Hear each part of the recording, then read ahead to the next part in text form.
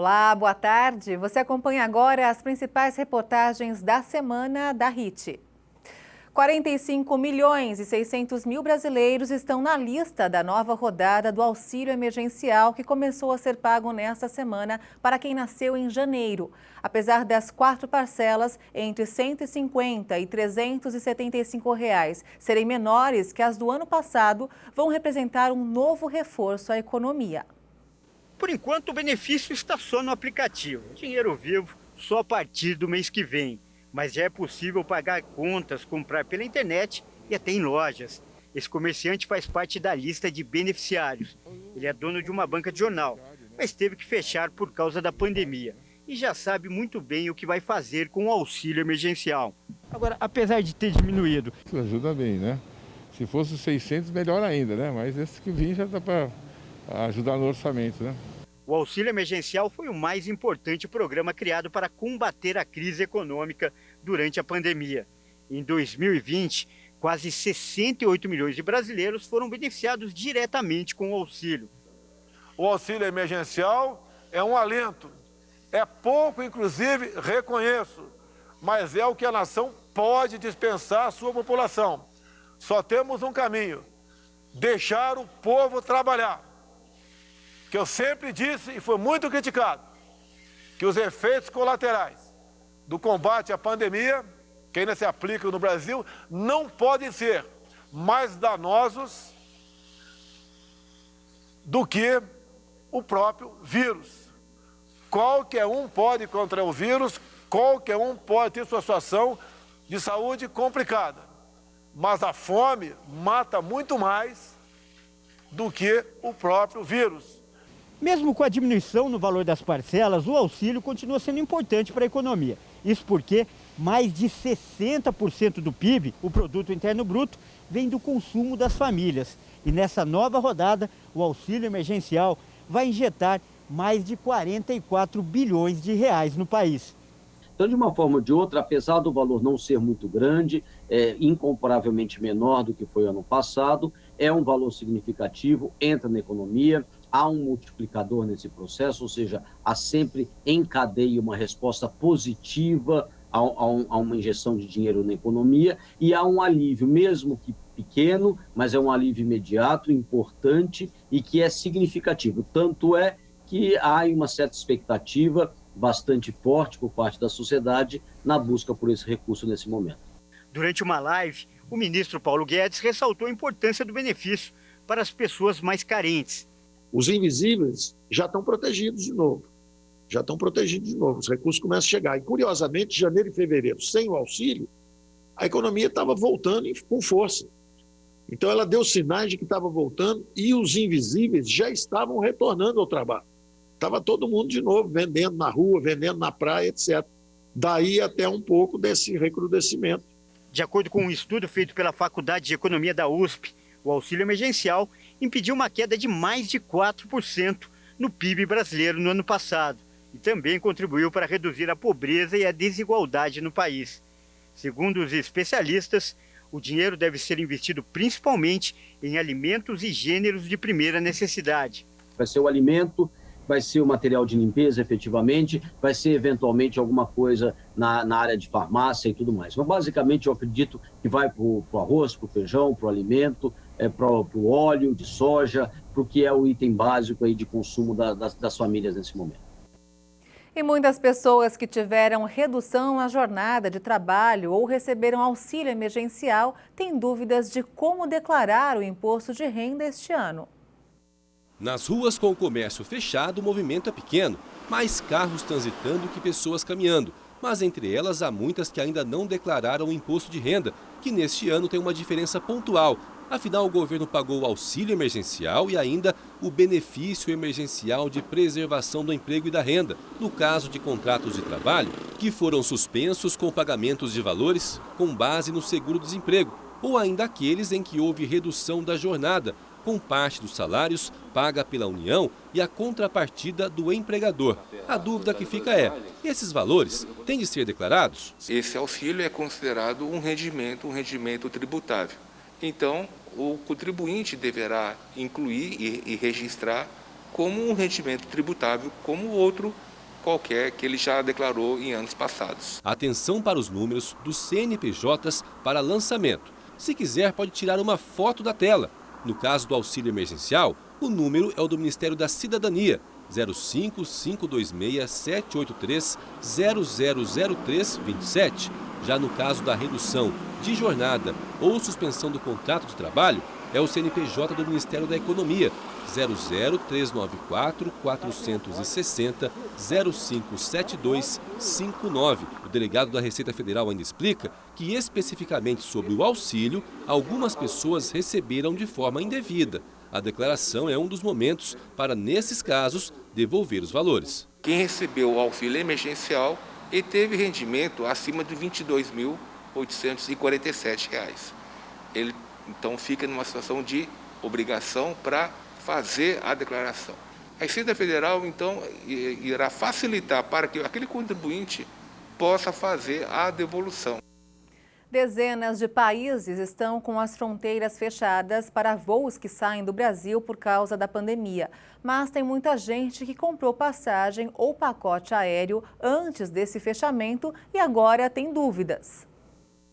50 países estão com fronteiras totalmente fechadas para os voos provenientes do Brasil. Outros 122 locais estão com restrições específicas a depender da origem ou da rota do voo ou da nacionalidade dos passageiros. Entre os destinos bloqueados para os brasileiros estão os Estados Unidos. O mapa é da Kayak, empresa que rastreia voos e preços ao redor do mundo. Mas muita gente não previa o fechamento das fronteiras e foi pega de surpresa, com pacotes de viagem já comprados. Com a queda na compra de voos desde o ano passado, muitas companhias baixaram preços e fizeram ofertas atraentes para o consumidor. Mas na hora H, a viagem foi impedida.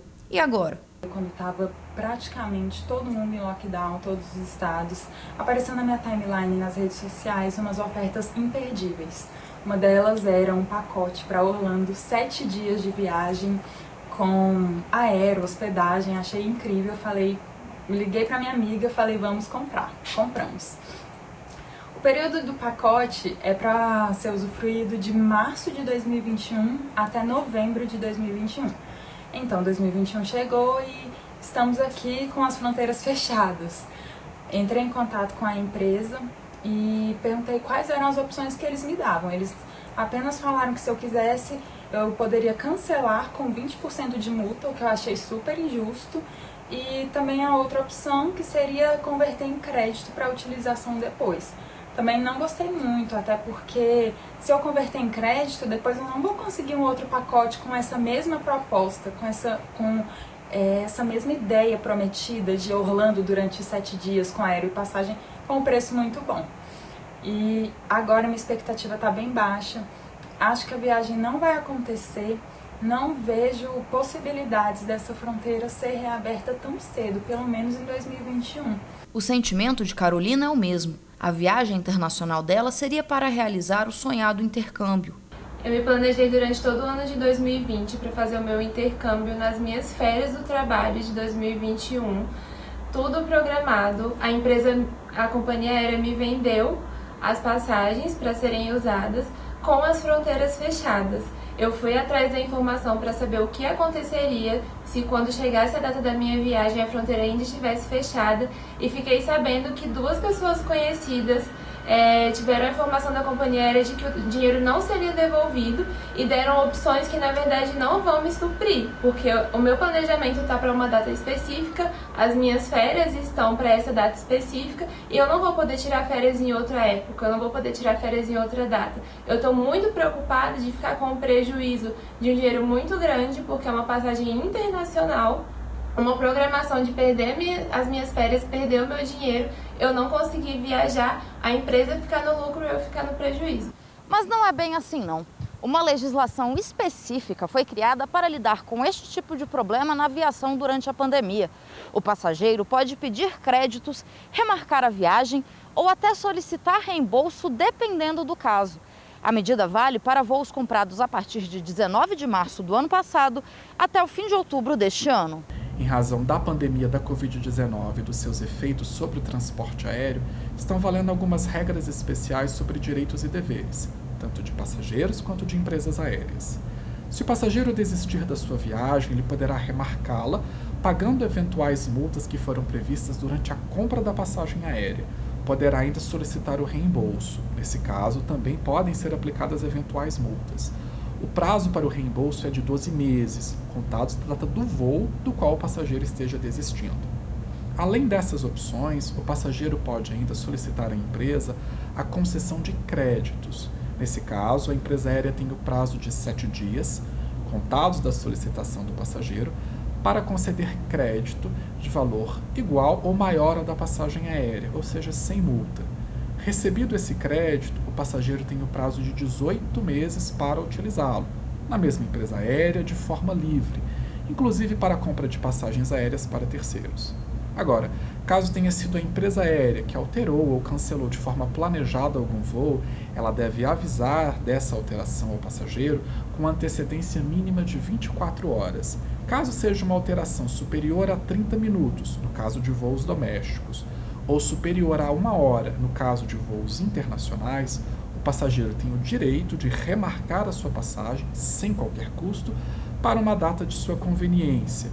Pode ainda optar pelo reembolso integral, sem multas da passagem, no prazo de 12 meses. As empresas não estão obrigadas a fazer a devolução do recurso, mas elas devem, em substituição a essa devolução, oferecer opções para os clientes, como outros pacotes ou utilização do recurso empreendido no pacote em que ela não vai utilizar, de uma outra forma. O passageiro que optar por adiar a sua viagem não terá nenhuma multa, caso ele permita que o valor pago fique como crédito para sua utilização futura. Esse crédito será liberado após 7 dias de sua utilização e poderá ser utilizado num período mínimo de 18 meses. Esse crédito também ele tem uma livre utilização, podendo inclusive ser usado para a compra de passagem aérea para terceiros. Já o consumidor que optar pelo cancelamento e ressarcimento do valor, ele incidirá nas multas contratuais e terá esse ressarcimento em um período de até 12 meses. E caso você não consiga, de forma administrativa, resolver essa situação, você pode procurar um advogado que saberá orientar você a melhor forma de entrar com uma medida judicial quanto a isso. Na dúvida, há um conteúdo especial a esse respeito em www.gov.br/ANAC/passageiros. Se o passageiro tiver algum problema com a sua empresa aérea, nós recomendamos que primeiro ele procure os canais de atendimento da própria empresa. Caso não receba uma solução satisfatória, o canal oficial para o recebimento de reclamações da ANAC é o www.consumidor.gov.br. Você sabia que a má alimentação pode causar obesidade em animais de estimação? Pois é, isso também prejudica a saúde deles. Acompanhe na reportagem. O que antes era um problema basicamente de humanos, acabou se tornando também de cães e gatos. Eu estou falando da obesidade, fruto da má alimentação herdada dos donos. O resultado disso é mais da metade da população animal acima do peso. Os próprios tutores em si, eles veem o animal gordinho como um animal saudável. Mesmo que o animal esteja no peso ideal dele, que não é nem tão gordinho, nem magro, eles pensam que o animal está muito magro e daí acabam dando mais alimento para esse animal e isso faz com que eles ganhem peso. A partir do momento que eles ganham peso, o tutor se sente melhor por ver o animal mais gordinho. Além disso, os tutores hoje também, eles mimam mais os seus pets. Então, eles dão mais petisco. O petisco também não é uma coisa para ser dado em grande quantidade, faz com que o animal aumente o peso, mistura muitas vezes alguma carne, alguma coisa, uma gordura na ração para influenciar o animal a comer mais. E isso também ajuda bastante no sobrepeso. Essa médica veterinária explica que a castração influencia no ganho de peso dos pets. Depois da castração, os animais tendem a ficar mais quietinhos, eles não ficam tão ativos. E reduzindo a atividade física desse animal, acaba que ajuda a aumentar o peso também. A pandemia também contribuiu para o aumento da obesidade animal. Os tutores ficaram mais em casa, até aqueles que tinham o costume de levar os cãezinhos no parque para passear, acabaram ficando mais em casa, então reduziu um pouco a atividade física desses animais. E a questão também do oferecimento do petisco. O tutor ficando em casa e o animal pedindo sempre uma comidinha, um petisco, acabou que eles deram mais comida ou mais petisco para esses animais e aumentou o peso deles também. A profissional alerta para os malefícios causados pelo excesso de gordura no animal de estimação. Tem vários malefícios. Os principais são a diabetes, que é uma comorbidade que pode surgir com o sobrepeso. Tem a doença cardíaca, que também é bem comum em animais obesos. Animais de porte grande, a gente tem que cuidar muito a questão das doenças articulares que aparecem com o sobrepeso. Em felinos, a gente tem a lipidose hepática, que é bem comum em animais obesos. Quando eles ficam doentes, ficam às vezes um dia sem comer, já surge a lipidose hepática. Problemas de pancreatite, vários problemas endócrinos também, mas os principais são esses. A médica orienta ainda como fazer o controle de peso dos animais para combater a obesidade. O controle da obesidade é feito controlando a alimentação e influenciando o animal a fazer atividade física todos os dias. Em casos mais severos, de uma obesidade mais mórbida, a gente sempre recomenda o uso de rações terapêuticas, rações light, né? E tem também algumas medicações que ajudam o animal a perder peso mais rápido. E hoje a gente tem também alimentação natural, que o veterinário vai elaborar um cardápio específico para o animal perder o pezinho que ele precisa. Hoje o mercado já desenvolve uma série de produtos para animais obesos e castrados. E existe ainda, na medicina veterinária, uma especialidade voltada à nutrição animal. Se o pet aderir o mau hábito alimentar dos donos, para voltar ao peso ideal, terá que fazer dieta. E agora pode contar até com a ajuda de nutricionista. E olha só, um aplicativo gratuito para celular tem ajudado os donos de animais domésticos a organizar melhor a rotina dos bichinhos. E olha que a quantidade de pessoas que tem um animal de estimação e pode receber essa ajuda não para de crescer no Brasil. O Brasil é o segundo país do mundo que mais concentra animais de estimação. E muitos deles são os peludinhos de 4 patas. Estima-se que no Brasil há quase 80 milhões de cães e gatos domésticos, entre eles o Milk e a Minnie. A jornalista Natália é tutora dos bichinhos e depois de anos cuidando dos animais, encontrou uma ajudinha para organizar a rotina deles, tudo através da tecnologia. Eu utilizo o aplicativo Mais Pet para poder monitorar e agendar a rotina do meu pet, né? Consegui cadastrar o cartão de vacina dos meus cachorrinhos, porque eu tenho 2. E no aplicativo a gente não tem esse problema de perder, né? Como a gente tem como físico. Então fica tudo no celular, fica mais fácil de acompanhar. E é um cuidado a mais com os meus cachorrinhos.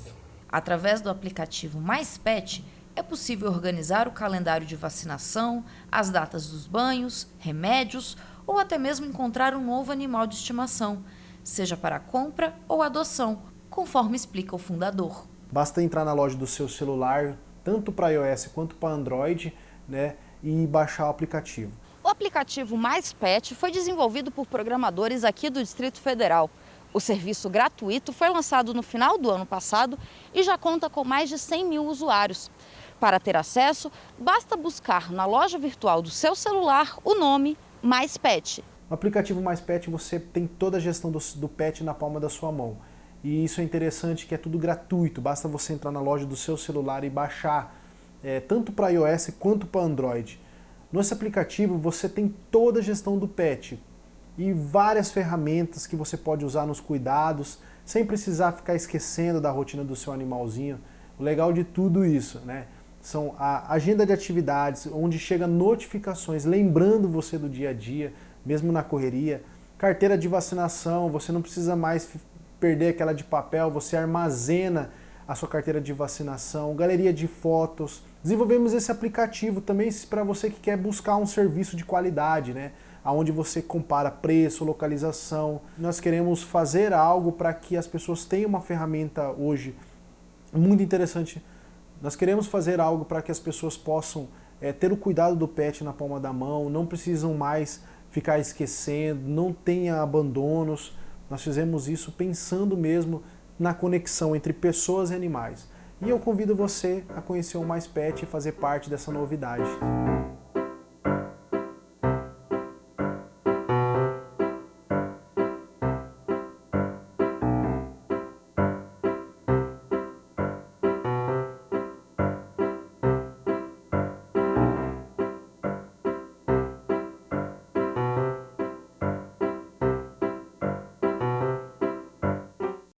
E veja ainda nessa edição, morador de Campo Grande, em Mato Grosso do Sul, cria projeto para reunir todo o acervo musical do estado. E ainda, a frustração de uma festa não realizada se transformou num gesto que está emocionando milhares de pessoas. Os detalhes você confere daqui a pouco. Até já!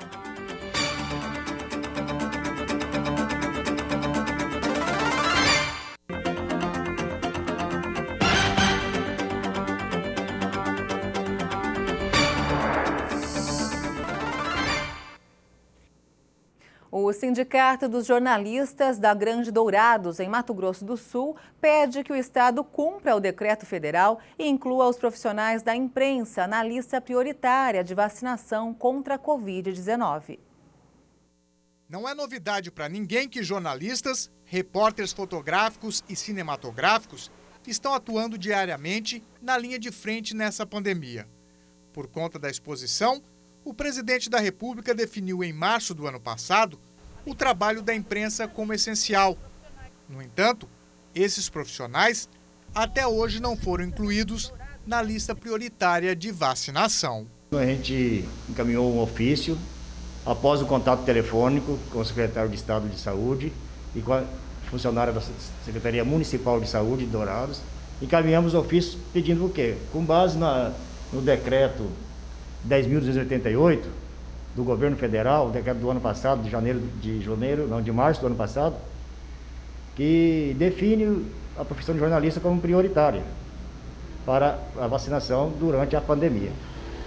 E baseado nisso nós pedimos que fossem incluídos jornalistas de Dourados e todos os municípios que abrangem nosso sindicato. São 25 municípios da região que a jurisdição do Sinjorgran. E a gente pediu e não obtivemos resposta. O presidente do Sinjorgran, Sindicato dos Jornalistas da Grande Dourados, lembra que vários profissionais já morreram da doença no estado. Infelizmente, recentemente perdemos já, só em Campo Grande, 6 profissionais de comunicação, radialistas, jornalistas, e agora o último, um de Corumbá. Então são 7 no estado que já faleceram por conta morreram, né, por conta da Covid-19. Aqui em Dourados, ainda na região, felizmente não teve nenhum caso de óbito. Não teve, mas vários, dezenas de colegas nossos foram acometidos da doença. Ficaram internados, ficaram em isolamento em casa, desfalcaram as redações e passaram por esse perrengue dessa doença. João Carlos Torraca lembra ainda que uma carta foi encaminhada logo no início da pandemia aos secretários estadual e municipal de saúde pedindo tratamento devido, mas até o momento não obtiveram respostas. 2 meses não obtivemos resposta nem do estado nem do município. Diante disso, a diretoria se reuniu nesse final de semana, extraordinariamente, e decidimos fazer uma nota pública, expondo a situação de risco que corre todo profissional que trabalha na linha de frente. Os repórteres que estão dia a dia, o cinegrafista, o repórter, todos eles que estão ali, que vão nos hospitais, que vão nas delegacias, que vão nas aldeias indígenas, que vão nos bairros. O trabalho diário está exposto, o profissional da comunicação está exposto, o que faz a linha de frente na rua está exposto. E esse pessoal precisa ser vacinado, independente da idade dele. O sindicato elaborou uma nota pública que foi encaminhada a todos os órgãos de imprensa e também aos secretários estadual e municipal de saúde para que incluam os jornalistas na lista prioritária de vacinação. A Prefeitura de Rio Verde, em Mato Grosso do Sul, investiu mais de R$60 mil na compra de ivermectina, que será distribuída para parte da população. Apesar de ser usado no tratamento e prevenção do coronavírus em alguns países, ainda não existe uma comprovação científica da eficácia deste medicamento. Vamos acompanhar na reportagem. O município de Rio Verde tem 19 mil habitantes. A distribuição da ivermectina será para adolescentes e adultos, público que corresponde a cerca de 10 mil pessoas. O secretário municipal de saúde diz que os interessados devem procurar um posto de saúde. Todas as pessoas, para poder pegar essa medicação, ele tem que passar por uma triagem, né? Que são os técnicos de enfermagem, enfermeiro e depois o médico, que o médico vai ter essa conduta da entrega da medicação ou não. Por quê? Porque às vezes a pessoa pode ter baixo peso, então precisa ser pesada. A pessoa pode ter, de repente, alguma doença também que impede, que tem alguma restrição. Será administrado um comprimido por 30 quilos de peso. O interessado toma a primeira dose e depois de 15 dias volta para tomar uma segunda dose. O município de Rio Verde gastou R$63 mil na compra de 80 mil comprimidos de ivermectina. Segundo o secretário municipal de saúde, a despesa compensa o benefício. Já foram feitas várias tentativas, então eu acho que essa tentativa é válida, porque se você for pegar um paciente que fica internado aí, em média de 6 a 7 dias, 8 dias no hospital, se você for pegar 6 pacientes, o custo desses 6 pacientes durante 6, 7 dias já paga essa medicação que a gente está adquirindo. Então a ideia é fazer um trabalho preventivo para poder evitar que as pessoas precisam de um leito hospitalar. Rio Verde tem 16 pessoas internadas na cidade com coronavírus. E por falta de leitos, outros 7 moradores estão internados em estado grave em Campo Grande. 39 pessoas do município já morreram por causa da doença. Na cidade, os casos se aproximam de 1.200. A ivermectina é usada para combater vermes, parasitas e ácaros. Não existe comprovação científica da eficácia do medicamento para a prevenção e tratamento do coronavírus. É uma medicação que está há 40 anos no mercado. E se você for ver, você for analisar a questão de óbito, você não tem óbito de pessoas porque tomou ivermectina. A única coisa que pode dar, de repente, é um desarranjo intestinal. Vários países no mundo estão fazendo o uso da ivermectina, inclusive a África, que tem um índice muito baixo de Covid. No Brasil, nós temos várias cidades também que está sendo usado ivermectina, inclusive a cidade de Porto Feliz. Em Santa Catarina tem várias cidades. Então, eu acredito que é uma tentativa válida.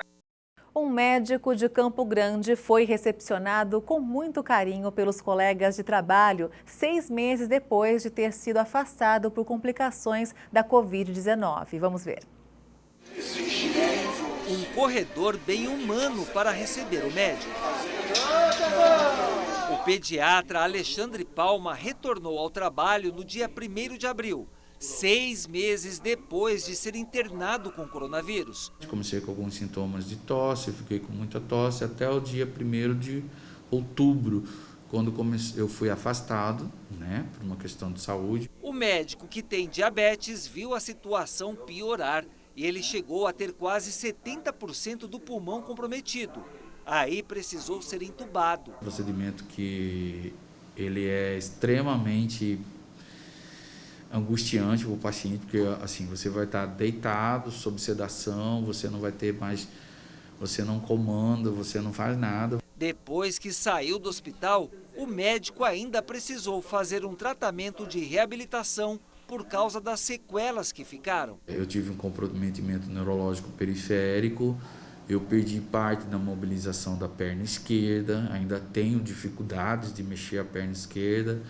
Eu perdi parte da sensibilidade em algumas áreas do corpo, Eu tive uma escara, que é uma lesão por estar deitado, então uma ferida, isso demorou muito tempo para fechar. Sequela pulmonar, que é o mais intenso, então ainda faço fisioterapia. O doutor Alexandre retornou ao trabalho na quinta-feira da semana passada, na unidade de saúde da família do Parque Azaleia. Foi uma luta contra a doença. E nessa recepção calorosa, os funcionários do posto de saúde também fizeram uma arte. Olha aqui, colocaram na grade 300 girassóis de papel. E tem uma explicação. O girassol pode estar chovendo, pode estar frio, pode não ter sol, mas o girassol ele está sempre voltado buscando a luz. Então, o Alexandre, para nós, nesse momento tão difícil que a gente passa, ele é uma luz.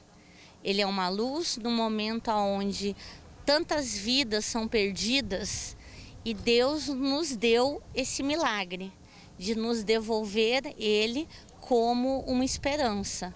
O médico que atende a vários pacientes por dia voltou ao trabalho muito mais paciente. Saber ouvir, saber conversar, que nem tudo é como a gente quer. Então, tudo tem seu tempo, tudo tem sua hora. Um morador de Campo Grande, em Mato Grosso do Sul, criou um projeto para reunir todo o acervo da música do estado. Vamos conferir. A história mora em muitos lugares, mas se tem um especial que ela escolheu para deixar uma boa parte, com certeza é o apartamento do Carlos. Há 20 anos, ele começou um acervo com discos de vinil e CDs de artistas sul-mato-grossenses. Os números surpreendem. Ao longo desses 20 anos, nós conseguimos catalogar e digitalizar mais de 600 discos de vinil e mais de 2.000 CDs. Ele mostra orgulhoso as raridades que tem. Deli Delinha, Grupo Acaba, Almi Sáter, Dino Rocha e até os meninos bem novinhos, Jades e Jadson. Mas a celebridade é o Franquito, primeiro artista sul-mato-grossense a gravar um disco. Carlos sempre foi da música. Trabalhou nas saudosas gravadoras Sapucaí e Pantanal Discos. E ali, o interesse foi aumentando. Músicos viravam para mim e falavam: Carlos Luz, eu tenho o disco de vinil gravado. Olha, eu gravei vinil em 1959, em 60. Eu tenho uns trabalhos que estão por aí. Aí me despertou a necessidade de eu ir atrás desses trabalhos que não estavam à disposição do público. E aí a surpresa foi gigante. É o que vocês estão vendo assim, uma parte do acervo de Mato Grosso do Sul, que é riquíssimo. A nossa música é riquíssima. O que antes era trabalho se tornou uma paixão, até se transformar no projeto Memória Fonográfica. Não é fácil juntar tanta história assim. Pelos sebos do Brasil, Carlos é um verdadeiro detetive, buscando pela nossa música. Você tem que olhar disco por disco para você poder achar um disco relativo a Mato Grosso do Sul. Então é um garimpo realmente, requer horas e horas de pesquisa ali dentro para você poder encontrar. E quando você encontra um disco do músico sul-mato-grossense que a gente conhece, é um prazer enorme, é uma satisfação enorme. Por quê? Porque você encontrou uma pérola ou uma agulha no palheiro. E se engana quem pensa que aqui existe apenas a história musical, sonora, fonográfica de Mato Grosso do Sul. Tem história de imagem também, tem muita foto rara, fatos culturais e históricos. Veja só essa capa aqui, ó. Paulo Simões, um dos maiores nomes da nossa música, na estação do trem do Pantanal, lá no Indo-Brasil. Aqui, ó, na contracapa tem mais, ó. Os trilhos do trem do Pantanal que tanto orgulham Mato Grosso do Sul. Ter tanta história assim dentro de casa rende bons casos para serem contados. Todas as capas dos discos Deli Delinha é o rosto deles. Mas tem duas capas que ela retrata dessa maneira, com paisagem ou com vaso de flor. Quando na capa tinha paisagem ou vaso de flores, é porque eles haviam brigado e não queriam o rosto deles na capa daquele disco. Então, isso é pitoresco. Carlos não quer reconhecimento. Ele digitaliza os arquivos e disponibiliza para o Museu da Imagem e do Som. Deseja que a música sul-mato-grossense chegue a todos, além da felicidade de ouvir um som gostoso depois da agulha encostar no bolachão.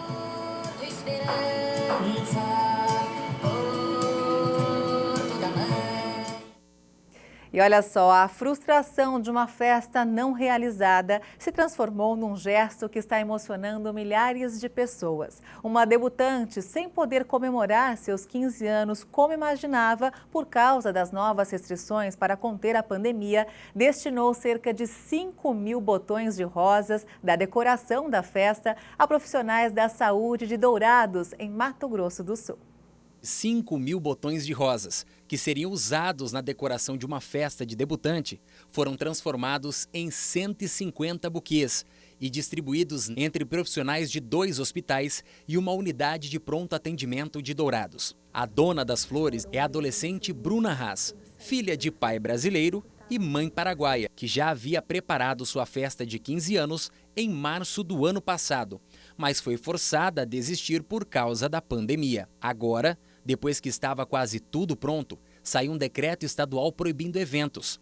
E por conta disso, ela decidiu tomar a iniciativa de homenagear profissionais que estão na linha de frente para atendimento das vítimas do coronavírus. Como minhas flores iam chegar sexta-feira e eu não tinha condições de ficar com todas elas, partiu a ideia de doar para os hospitais, para enfermeiros, doutores, porque eles são os nossos verdadeiros heróis.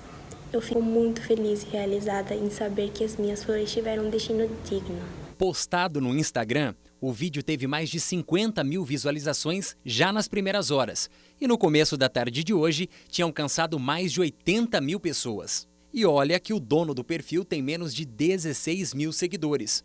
Muitos deles conquistados justamente por causa do vídeo. Eu confesso que eu estou assustado com a repercussão. Nossa intenção realmente era chegar em muitos corações, tentar dar um pouquinho de paz, de amor, de afeto a tantas pessoas que estão enfrentando batalhas tão diferentes nesse momento tão difícil que a gente está vivendo. Espalha amor, seja amor, o caminho, uma flor tem valor, mesmo se tiver espinhos.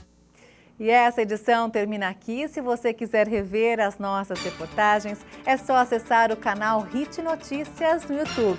Um excelente domingo para você e obrigada pela sua companhia. Tchau!